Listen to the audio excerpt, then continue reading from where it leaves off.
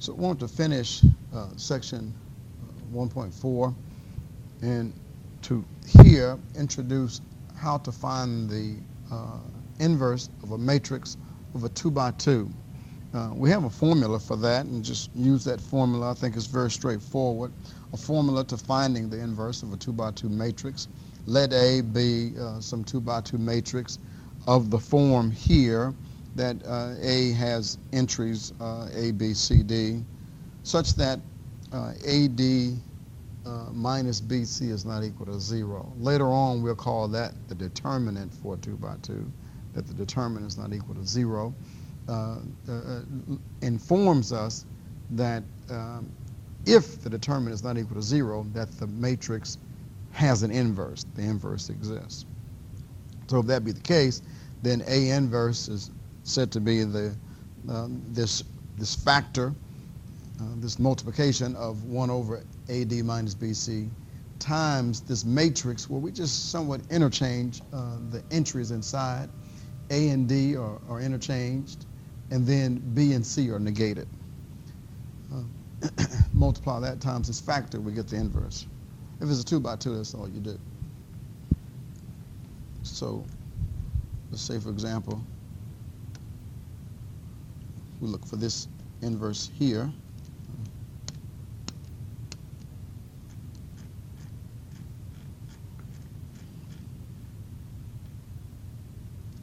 Something strange going on. So A inverse, this is 1 over 3 times 2 minus 5 times 1.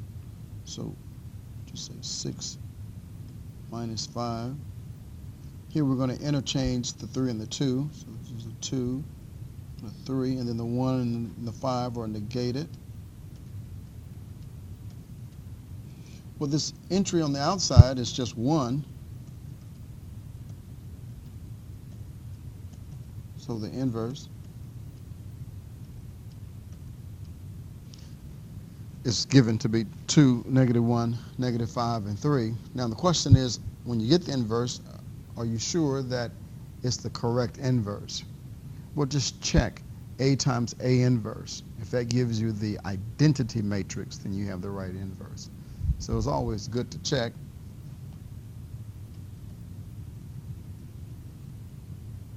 So here we check A times A inverse, or you can check A inverse times A.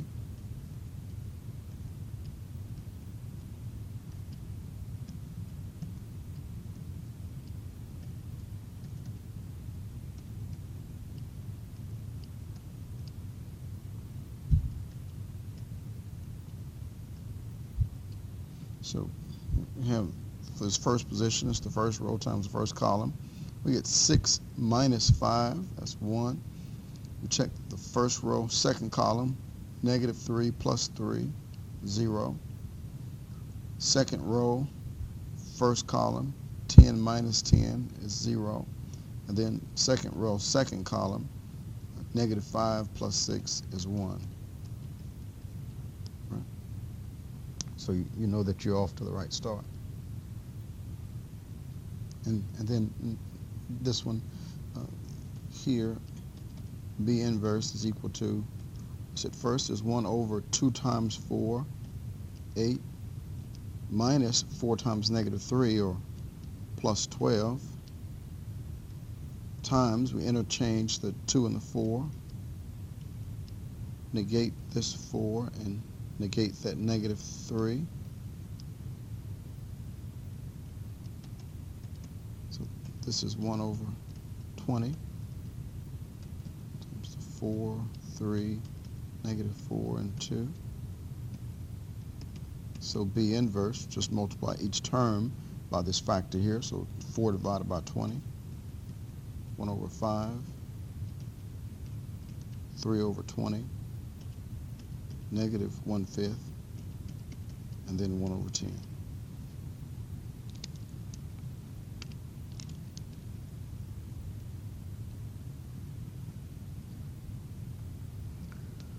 So very straightforward. Why don't you try number 3?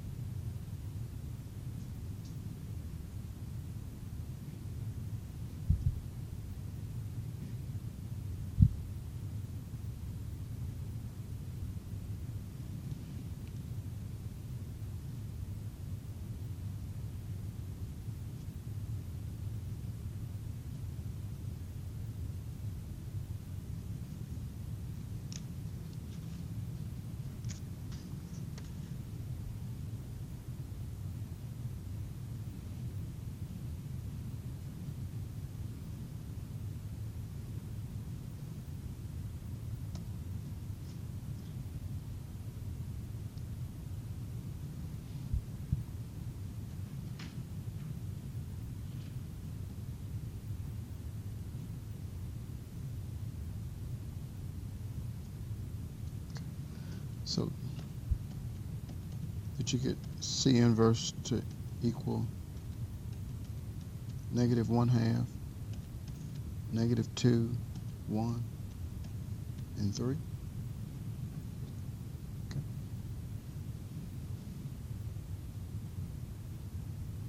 And then you can always check, and I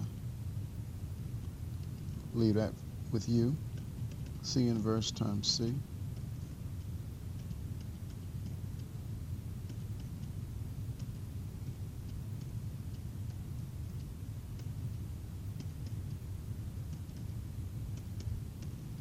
Well, we can go ahead and check it real quick. So we have the first row times first column, so we get negative 3 plus 4 is 1.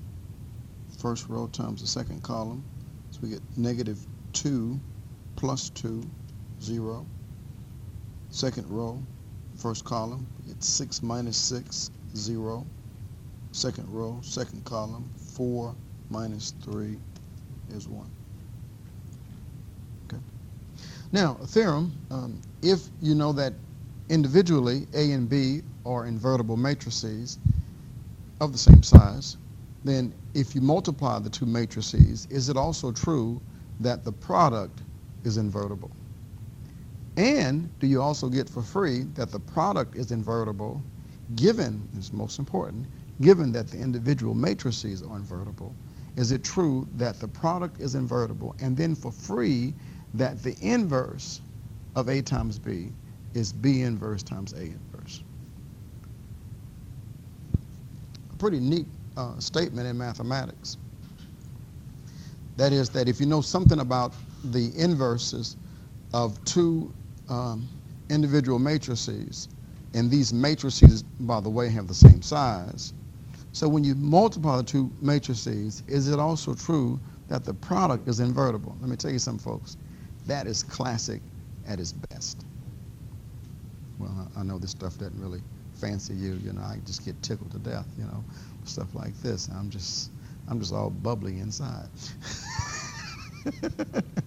Well,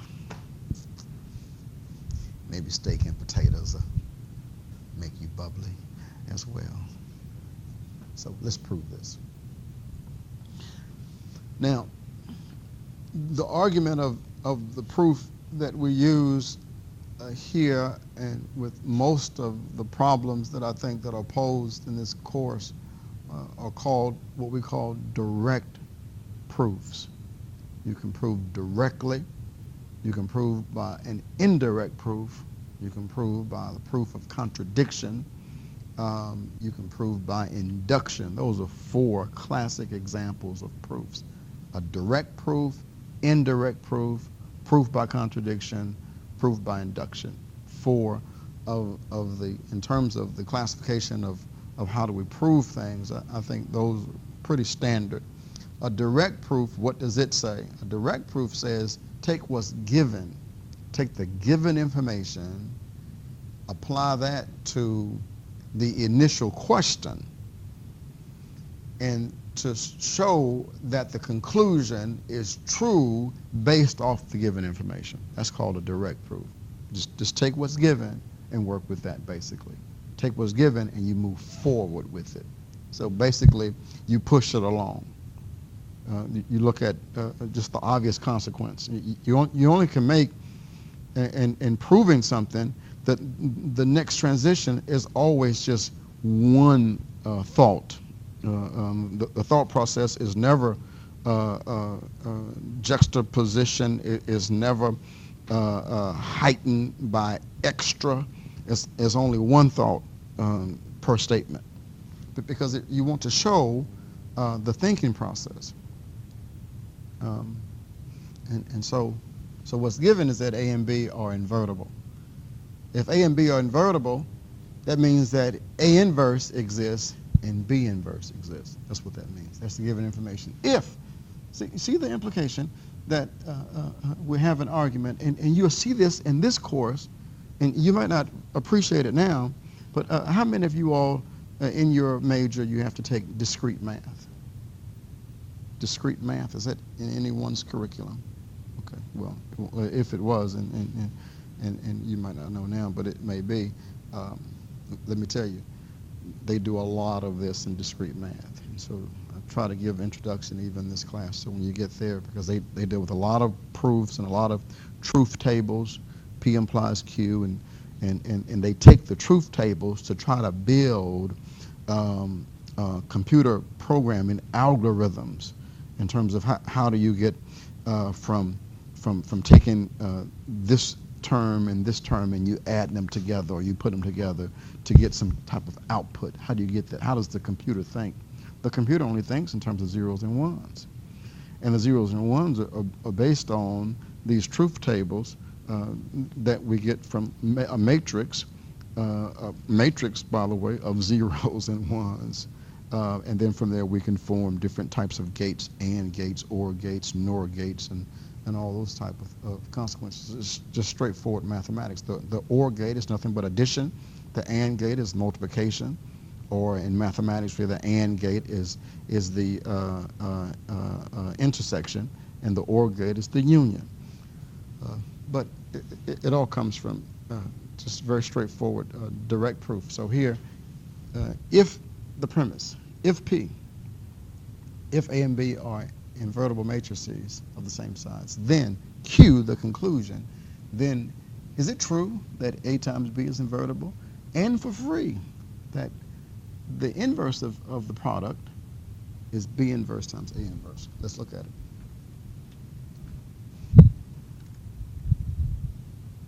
So here we say that given that A and B are invertible, that is, A inverse exists and B inverse exists.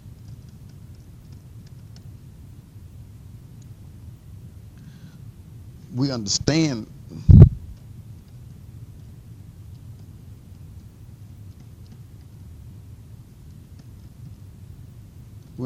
that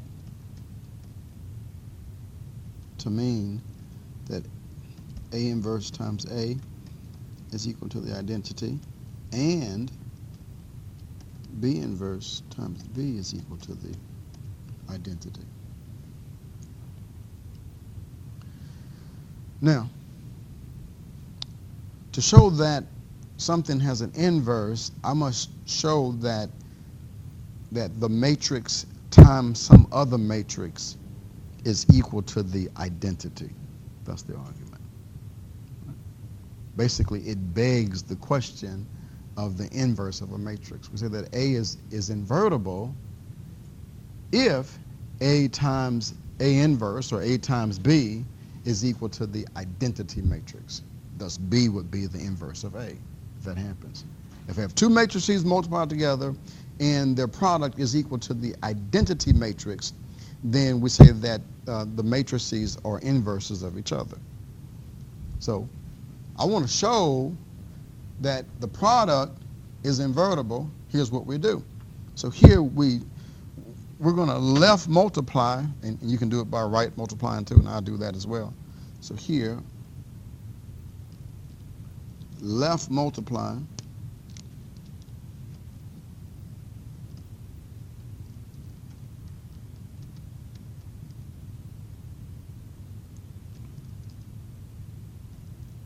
AB by B inverse times A inverse. Here, to show that A times B is invertible. Okay? Thus, B inverse times A inverse. So when you say that a matrix is invertible, that means that its inverse exists. I can use it. That's what that means. So B is invertible. I can use B inverse. A is invertible. I can use A inverse. I can claim it. I can't do that if I don't know that A and B are invertible. But since they are, we multiply. We say, well, it's a left multiplication.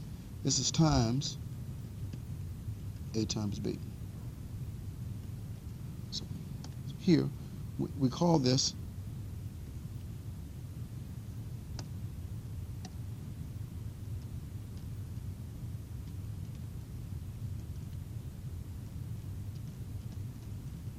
left multiplication. So multiplying AB times B inverse, A inverse on the left side. So, do you remember the property of association? Matrices are said to associate as well. So what I associate, you go to the cafeteria back when you're in school, notice that all the football guys sat together, right? All the soccer players sat together, all the volleyball people sat together, you know, and then the kids who were in the science club, we sat together, right? You know, because we associated, right? And so notice that A inverse and A, they associate. This A says to A inverse, man, we got the same clothes on, you know? Except you got a funny hat on, but everything else looks to be okay. They get together. They get together. So here, this is B inverse times parentheses, A inverse times A. This is times B. But what do you know about A inverse times A? A is invertible, which means, just to wake you up, which means that A inverse times A is equal to the identity matrix. Right? So this is, yes, B inverse times the identity times B. What do we know? We can associate here the identity with B. What do we know that when you multiply matrix times its identity matrix, the result is what? The identity matrix times any matrix is equal to what? Well, let's start with the second grade. The grade by which I had most difficulty. To tell you the truth, I had to do it 2 times. But anyway, or was it the first grade? I don't know. I forget all that stuff. You know, this is crazy in my head. Okay, what's 3 times 1? 3, all right. I told you second grade, right? Maybe third grade, I don't know. What's 35 times 1? All right. What's the matrix A times the identity? The matrix A, right? Because the identity matrix acts like 1. Right? So the identity times B is equal to B. So this is just B. So here I end up with B inverse times B, but also we made the claim that B is invertible. So B inverse times B is also equal to the identity. Now, and you know, it's interesting because I think in some of the modern textbooks, they only show just one side of the justification for the inverse. Here I show both, left multiplication, and then also we're going to multiply this special product, B inverse times A inverse, on the right side. Why is that? Because in the actual definition for the inverse, we say that if A is invertible, A times A inverse equals to the identity. Again, A times A inverse equals to the identity, but also A inverse times A equals the identity. So you do the multiplication on the left side, do the multiplication on the right side. Do you still end up with the identity? You're supposed to. So now,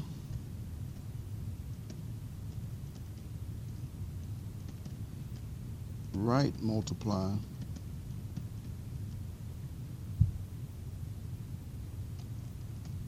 AB by B inverse times A inverse.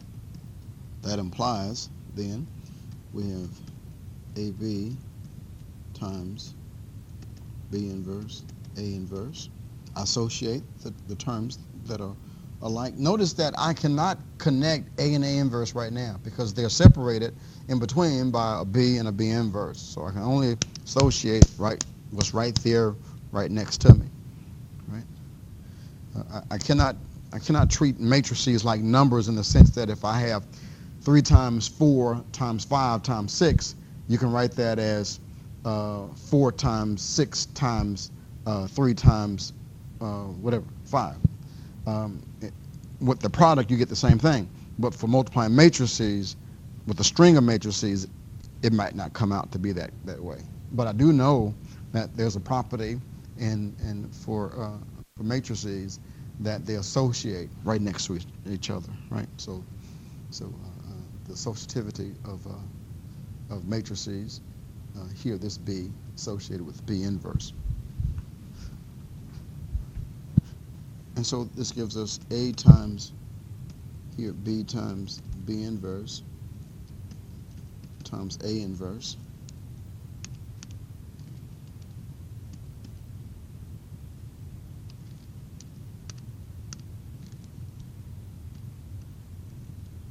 And so that gives us here A times the identity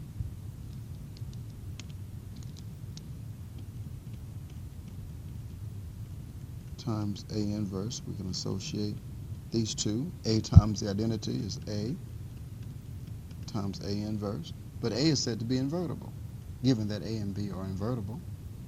So this gives us the identity. So what does that say? Well, we just showed that A times B, right? A times B times something gave us the identity. So that implies that A times B is invertible, because that's the definition, right? Any matrix times another matrix, if that gives you the identity, then the matrix, it doesn't matter which one you say because they're inverses of each other, you know. If it's A times A inverse equal to that entity, A is the inverse of A inverse. And then A is the inverse, A inverse is the inverse of A. So it's just a play of words, but they're both inverses of each other. So here, thus, we have shown that A times B is invertible. And also, we see what the inverse of A times B is. What's the inverse of A times B? Right? If you have A times B equal to the identity, that means that B is the inverse of A. A is the inverse of B. See that? So if I have A times B times something else equals the identity, that means that its inverse is this guy, and his inverse is him, right? Vice versa. Does that make sense? So here we have shown that A times B is invertible. I should say with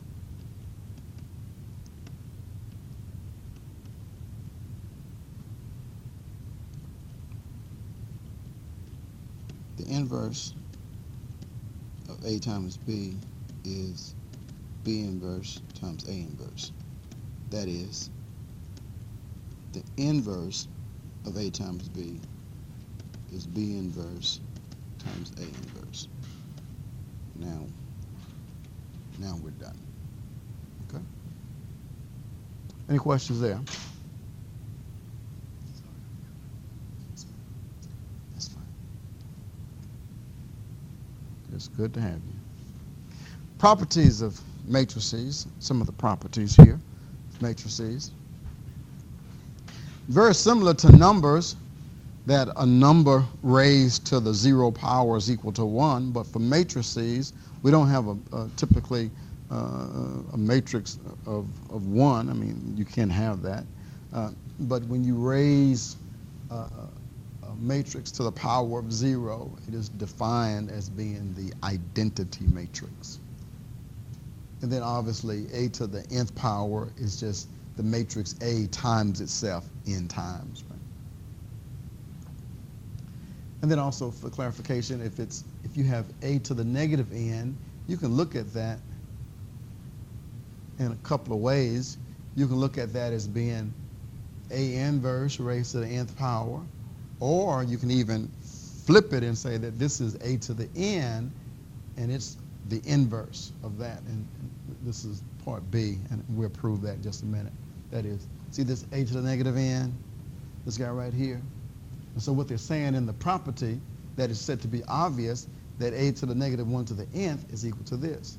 But it might not be obvious that this is the case. You just can't do just a play of numbers here for the exponents. You can do that with numbers, but not with matrices. It's not as obvious.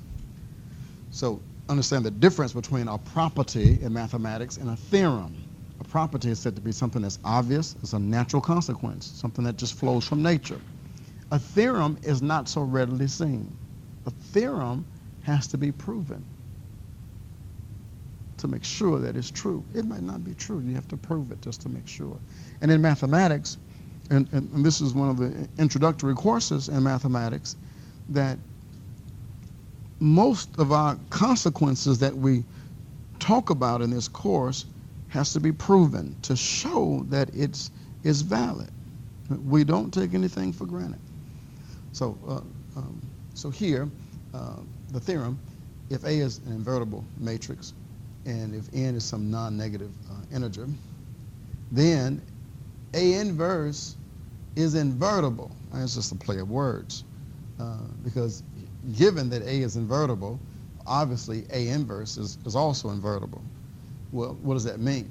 A inverse is invertible simply means that it's inverse. The inverse of A inverse is equal to A. Well, just a stroke of hands with mathematics, you know that a power raised to a power, you multiply the power. So you get A to the negative 1 times negative 1. So you get A to the first power, you just get A.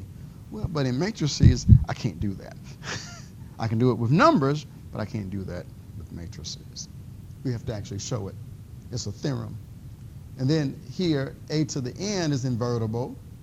And here, we can break that down in terms of its inverse. The inverse of A to the n is equal to A to the negative n. And then you get for free that A to the negative n is equal to A inverse raised to the nth power. And then a scalar times A, if A is given to be invertible, then a scalar times A is also invertible. And if that be the case, this K is just some number that's multiplied to each entry in the matrix. If that's the case, then if you take the inverse of K to the A, then that's said to be the number K, that scalar, take the inverse of that, it's just 1 over K. It's just a number, you can do that, times the inverse of A. Well, let's look at a couple of these I think are most important to see. So here we prove A.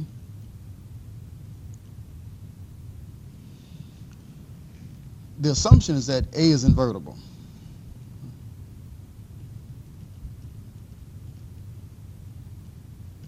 Assume A, and that's what's given. If A is invertible, assume here that A is invertible.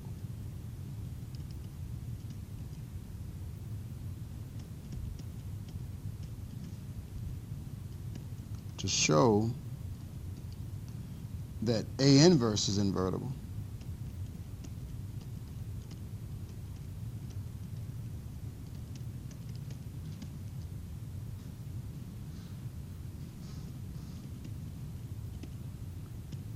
with its inverse giving you the original matrix. So to show, that's what we want to try to end up with. So here we say, since A is invertible,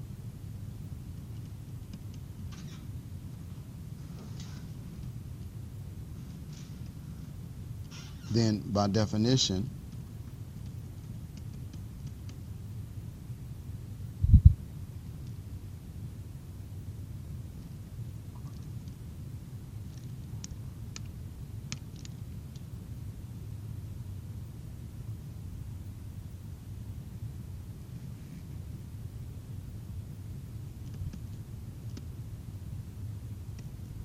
A inverse times A is equal to the identity.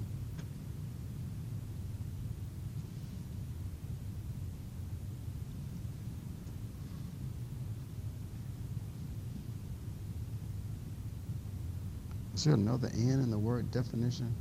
Feels kind of funny to me. Is it D-E-F-I? Okay.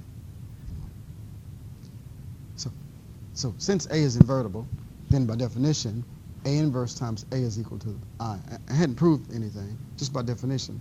If you give me that A is invertible, then I know that this is true, because that's what the definition says, if a matrix is invertible. So A inverse times A is equal to the identity matrix. What does that mean? Just really, it's a play of words. Here, the inverse of A is A inverse, right? Then the inverse of A inverse is equal to A. Did you catch that? The inverses of each other. That's all part A is saying.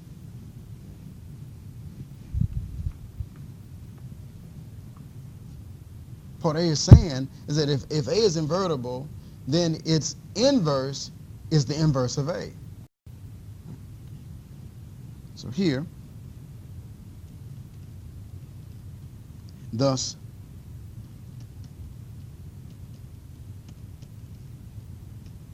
the inverse of A is A inverse, and also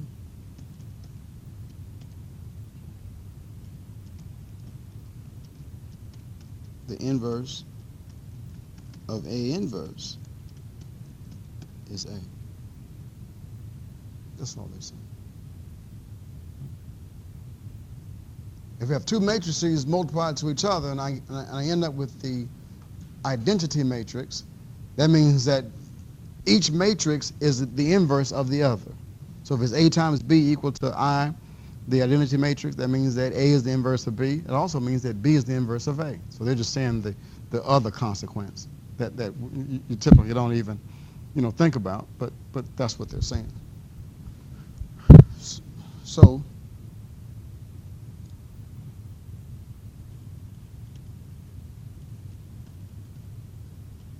So we have here, see the statement here, the inverse of A inverse. The inverse of A inverse. That's the statement here. The inverse of A inverse is equal to A. So we have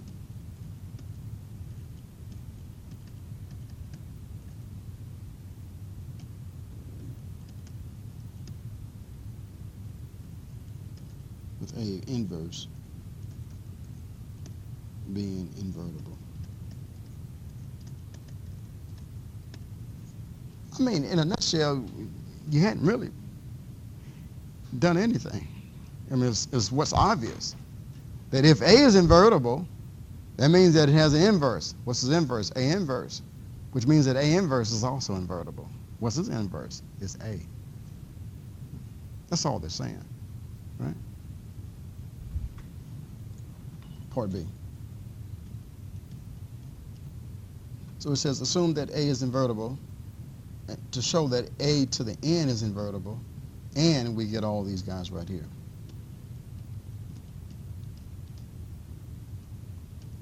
Assume A is invertible to show or to prove, to show that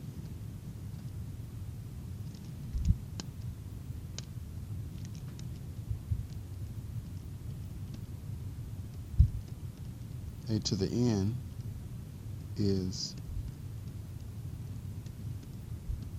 invertible with, do you also get for free, with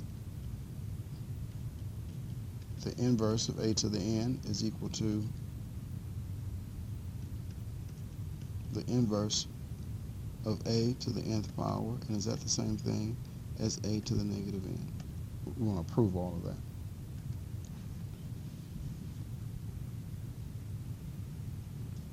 Well, let's see. Let me take what's given. And what's given is that a is invertible.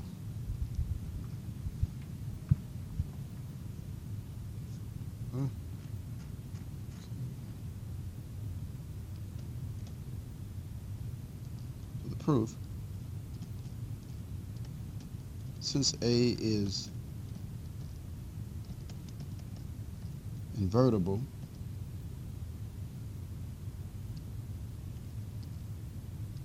we have A inverse times A is equal to the identity matrix. Now what I'm going to do is just simply raise both sides to the nth power. I take something that is given to be true, and so I raise both sides to the nth power. That's fine. I can do that. I can do that even if the result gives me something wacky, which it just may, and if that's the case, then I know what the result is going to be because I have equality. So let's see. Let me show you. So here, take the nth power of both sides.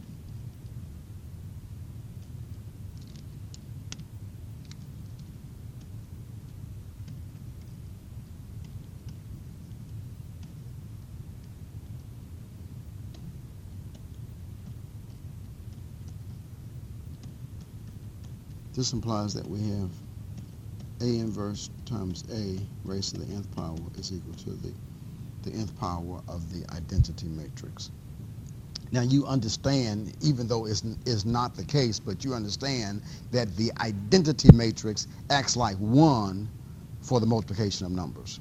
So 1 to the second power is still 1. 1 to the fifth power is still 1. Same thing for the identity matrix. The identity matrix raised to the second power is still the identity matrix. The identity matrix raised to the nth power is still the identity matrix. So now we break up this particular product, and here's how we do that. See if I can put this here. This is a property. This is something on the side. That anytime you have A times B to the nth power, that is broken up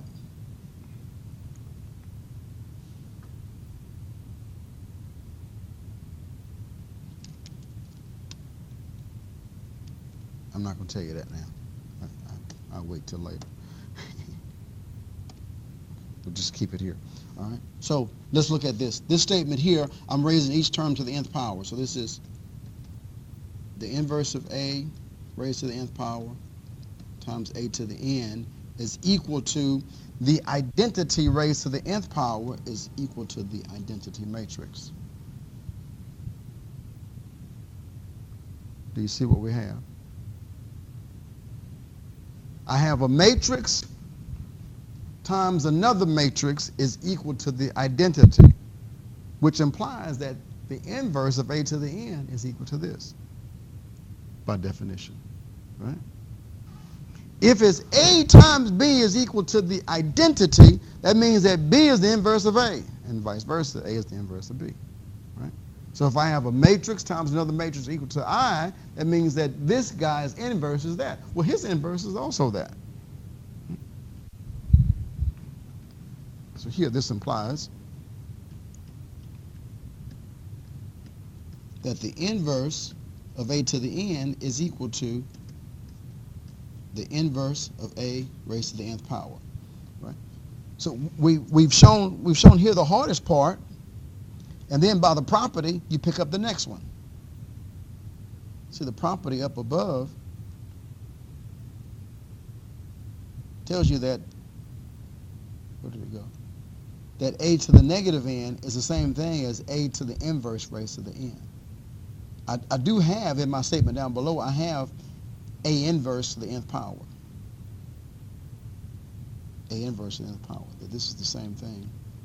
By the property, again, properties are given, right? We don't have to prove the property. So this is equal to a to the negative n. You're finished. You've shown what was necessary to be shown there, that all three of these terms are the same. Okay? Right? And here, a to the n is invertible because it's a matrix times another matrix equals to I.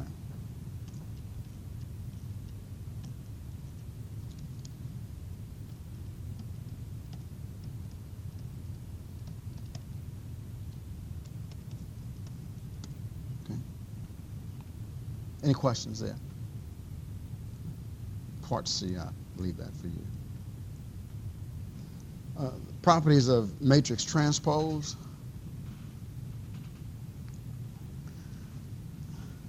Here, this is a theorem. Parts A, B, and C are very straightforward. Part D is difficult to comprehend. I say difficult to comprehend in terms of the actual proof of it. I will not prove any of these, but the one that we need that's very important is Part D. So, you remember the transpose is when you interchange the rows and columns. So obviously if you take a transpose and then that result, you take the transpose of that, that gives you the original matrix, right? So the transpose of the transpose is the original matrix, right? If I interchange rows and columns one time, then if I interchange those terms, rows and columns, I get back to the original matrix. That's part A. Part B says that the sum or the difference of the transpose is equal to the transpose of the sum or difference. Right? Very straightforward again.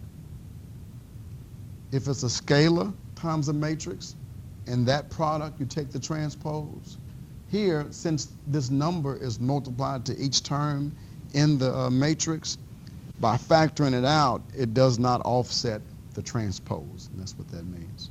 By factoring out A, the transpose of A still stays the same. Now, part D, I would think, that A times B transpose should be A transpose times B transpose. You would think that. It's not. A times B transpose is B transpose times A transpose. Well, I would prove it, but time is of essence. Oh, I'm just joking. That's a hard proof.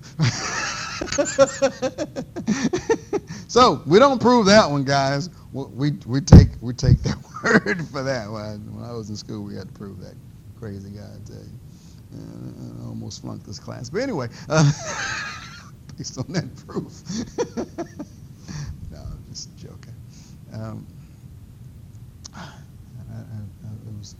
It was fun being in. When I took linear algebra for the first time, I was always 2 steps ahead of the instructor. And he didn't seem to mind, bless his heart. So I'm going to skip the examples. I think this is very straightforward in terms of the transpose. The key is I want you to really make sure that if you run across A times B transpose, it's understood to be B transpose times A transpose. Doesn't matter if you have more than 2 terms in the product. It could be A times B times C transpose. That'll be C transpose, B transpose, A transpose. We just kind of write the terms in the reverse order and then transpose them.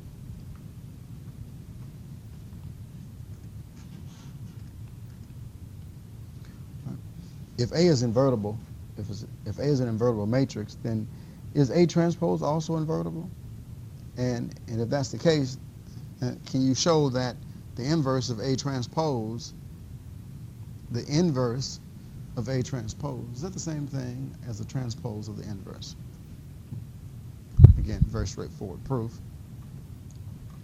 I take what's given, since A is invertible,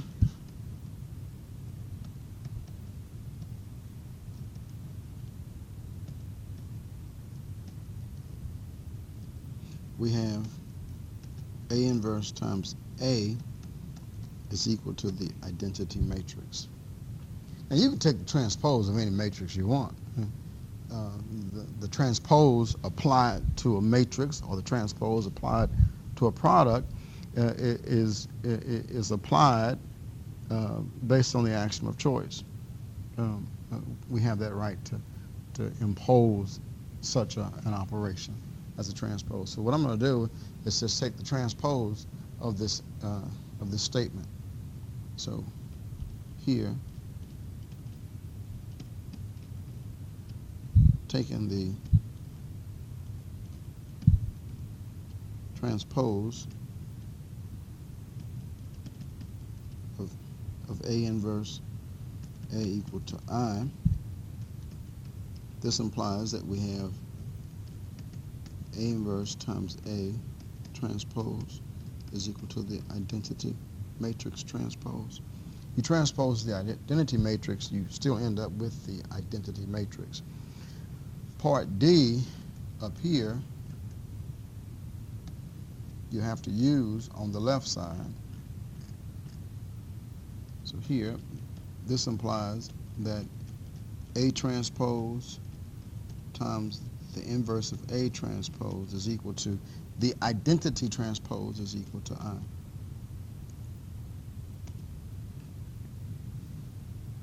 Do you see that a matrix times another matrix equals to the identity means that the inverse of this guy is this, right?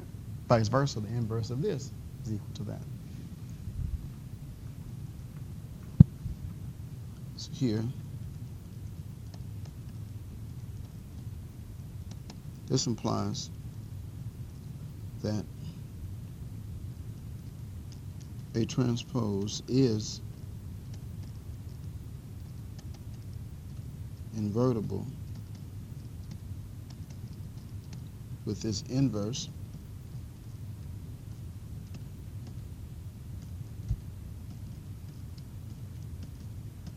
is equal to the inverse, the transpose of A inverse.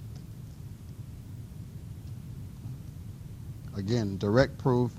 If you tell me that a matrix is invertible, then I know that I can claim, if it's the matrix A inverse times A is equal to the identity. And then you just manipulate that with whatever the questions that they pose. In terms of transpose both sides. If it's the nth factor, take the nth factor of both sides, or the nth power, that is.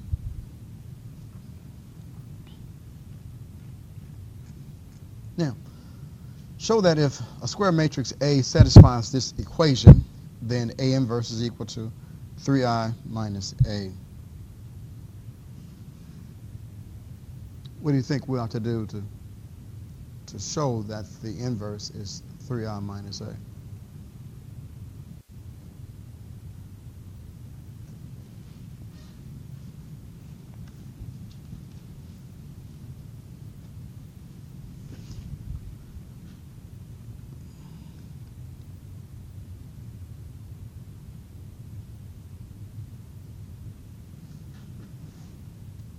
How can we get it?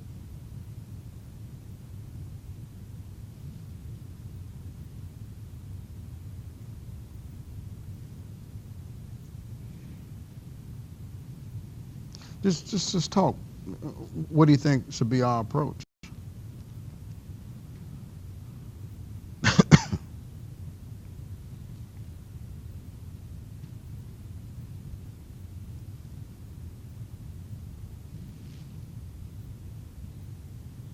Speak freely. Some say no clue. Some say they're thinking about hamburger and chicken after class.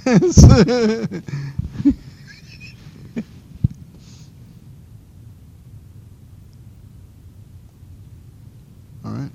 I'm going to show you that everything I've been talking about today, we're going to apply that still to this.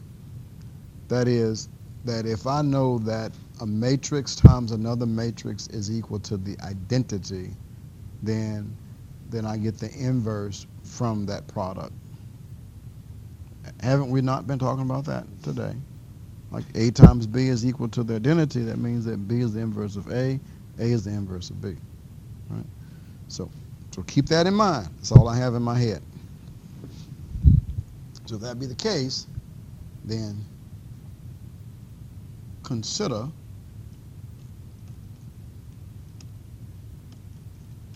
A squared minus 3A plus I is equal to the zero matrix.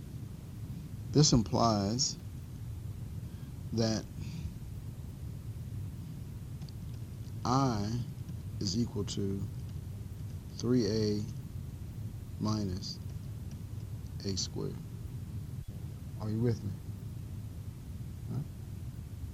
Because I know that something times something else, if it equals to the identity matrix, then I can extract the inverse. So now, look here. If you look at that A in terms of a right multiplication,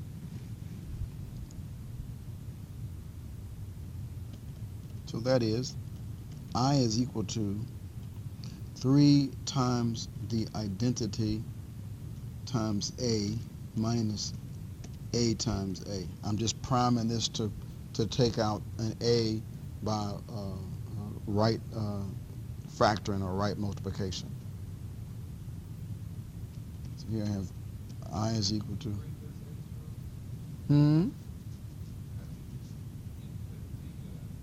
the identity. Yeah, because if I have the number 6, you can go around and say this is 6 times 1, but you'll just say it's 6, right? Again, remember we said the identity matrix acts like, for real numbers, the multiplicative identity 1. Right?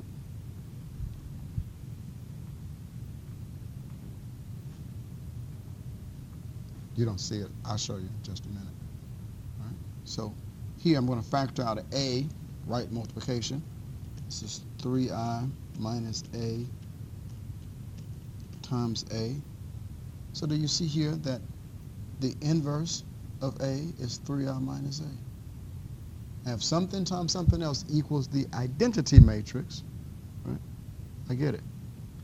So here, this implies that A inverse is equal to 3I minus A.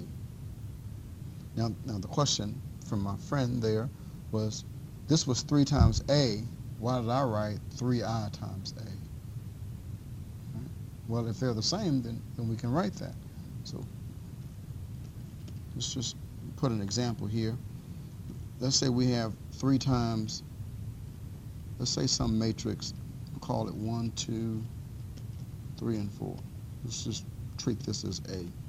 Think about this as being 3 times A. Right? Well, 3 times A would give you 3, 6, 9, and 12. Now, what about 3 times I, and then that times A? 3 times the identity matrix times A, 1, 2, 3, 4, right? So this is 3, 0, 0, 3 times 1, 2, 3, 4. So it's row times the column. So this is 3. To get this position is row times that column. You get 6. To get this position is the second row, first column. So this is second row, first column. Is 0 times 3. I get 9. To get this position is second row, second column. I get 0 times 12. It's the same thing, right? So you can say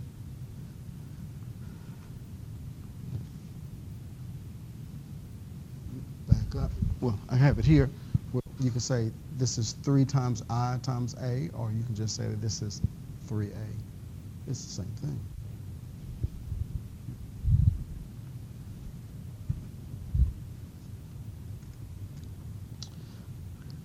Number 2, show that A is invertible and A times B is equal to A times C then B is equal to C. Let me say that again. Show that if A is invertible and A times B is equal to A times C. Make sure we understand that. What's given and what's to be proven. What's given is two things, right? I'm given that A is invertible. Secondly, I'm given that A times B is equal to A times C. I'm given those two. To prove that B is equal to C. Can you do that? Can you do that? It's just a stroke of one hand movement, and you got it. Do you see what's needed to be done for that problem? Do you see it?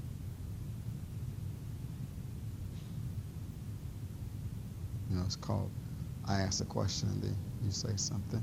You mouth and you say, I don't know. That's good. I like that. That's a good start.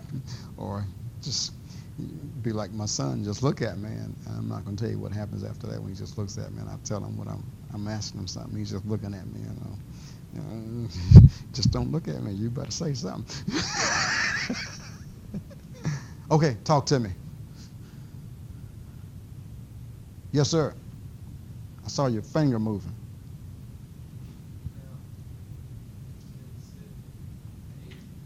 Yes. Yes, sir. You're trying to prove that B is equal to C. I don't know that yet. Two things that you know is that A is invertible, and the second thing you know to be given to be true is that A times B is equal to A times C. Yes, sir. Can we possibly write it that inverse A times A is equal to A in the matrix? That's where B pretty much identity times B equal to C. Yes, that's it. But so when you said that A inverse that you multiply to A, do you do that just on one side? We'll do it on both sides. Yes, yes. Thank you, thank you, thank you. Yes, man. Just I get excited with feedback, man. I told you, you know I'm a preacher, man. And, you know, when you say amen, I get in second gear, man. You know? Yes. So since we're given that A is invertible,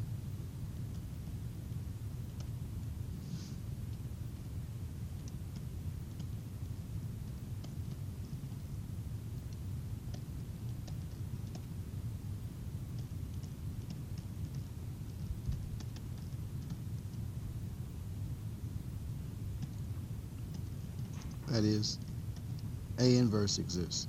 Right?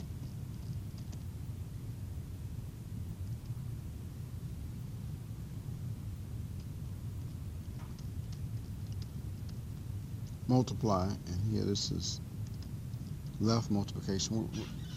Matrices are very strict in terms of how you multiply a matrix. If you're going to multiply a matrix on the left side of the equation, then on the other side you must multiply that same matrix on the left side as well. So we multiply left multiplication, multiply A inverse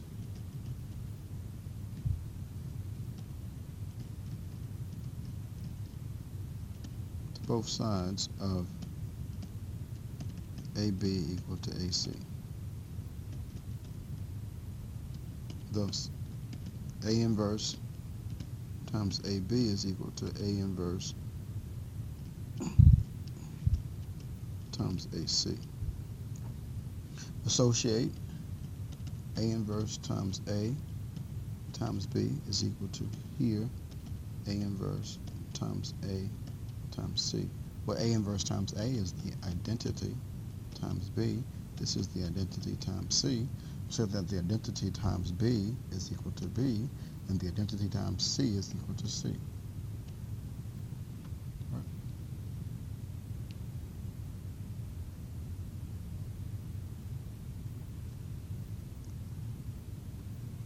Any questions there? Let me give an introduction for section 1.5. Take a couple of minutes for that, and then we'll go home.